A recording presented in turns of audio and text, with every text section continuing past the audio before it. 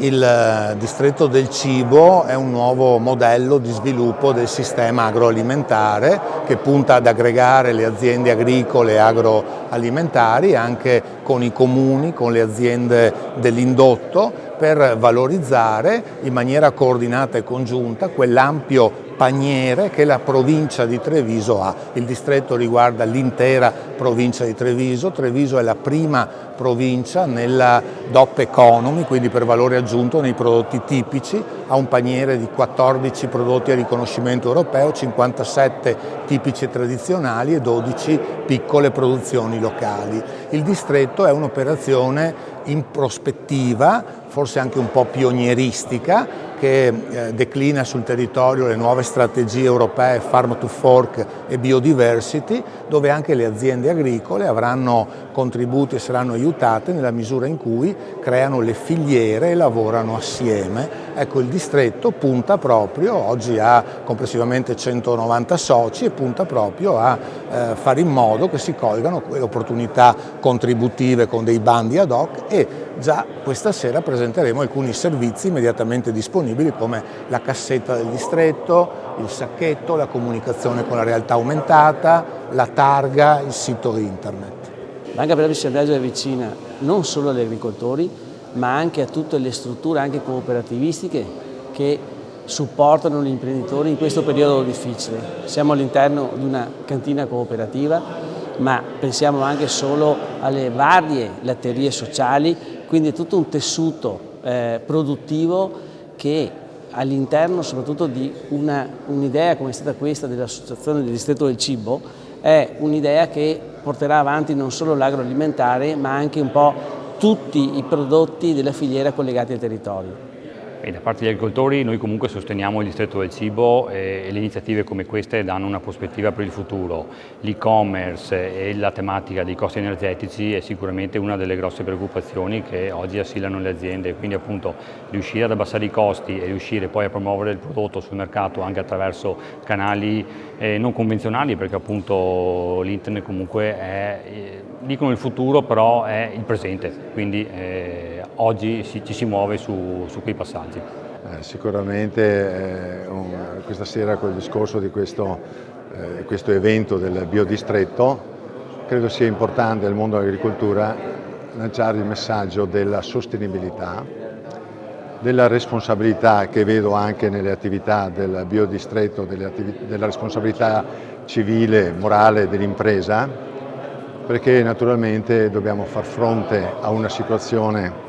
difficile e quindi ci differenziamo se abbiamo questa marcia, se prendiamo questa strada, la strada della sostenibilità e di tutelare il consumatore. Ma sì, allora abbiamo la fortuna di essere in una provincia che ha nel diciamo, food e nella produzione delle eccellenze straordinarie, però al di là di produrle, saperle produrre come sappiamo fare, dopo bisogna anche che vengano valorizzate e che ci sia poi tutta una filiera che la porta al consumatore. Perciò in questo contesto, in questo progetto vengono coinvolte tutte quelle che sono le forze in campo, anche chiaramente in ristorazione, negli agriturismi, nell'alberghiero, perché è fondamentale appunto che venga valorizzato la materia prima. Perciò è intenzione, l'obiettivo di tutti è quello appunto di valorizzare il territorio, farlo conoscere e soprattutto che quando l'enoturista o il turista che sia viene a trovarci rimanga, diciamo, apprezzi e possa ritornare e parlarne bene di quello che ha visto, di quello che ha mangiato, di quello che è anche il territorio e anche, diciamo, il paesaggio. Si tratta di un'operazione che potremmo definire di co-marketing o congiunta, d'accordo, con il distretto del cibo, perché in fondo si è pensato che parlando di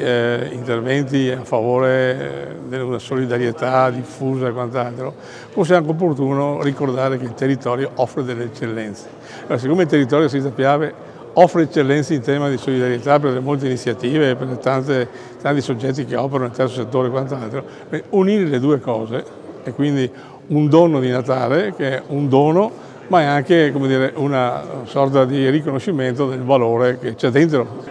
ma sicuramente è un'opportunità soprattutto perché farlo qui alla Viticoltori Ponte, che rappresenta così in modo ideale tutto quell'80% di produzione vitivinicola di cui il nostro territorio è caratterizzato. Quindi davvero un piacere, proprio perché dà anche modo di parlare di quei piccoli produttori che si collegano, ma soprattutto di parlare di cibo in un territorio che sicuramente ha la necessità anche di farsi conoscere per le piccole produzioni locali, ma anche per tutto quella che è l'enogastronomia in genere, e che chiaramente porta al nostro territorio diversi visitatori. Ricordo che proprio qui vicino, avendo l'autostrada sia per la zona di Trieste che per Venezia e avendo proprio la vicina Noventa di Piave, ci porta effettivamente un'ottima partecipazione anche di persone, di turisti che transitano nel nostro territorio, quindi sicuramente anche una promozione di questo tipo. E poi con la Casa di Cultura Goffredo Parise, di cui appunto lo scrittore veneto, vicentino di nascita, ma che ha lasciato appunto la sua ultima dimora a Ponte di Piave, ci permette anche di parlare di cultura, proprio perché, e cito le sue parole, quando insomma passava i ponti sul Piave si commuoveva perché pensava al suo Veneto.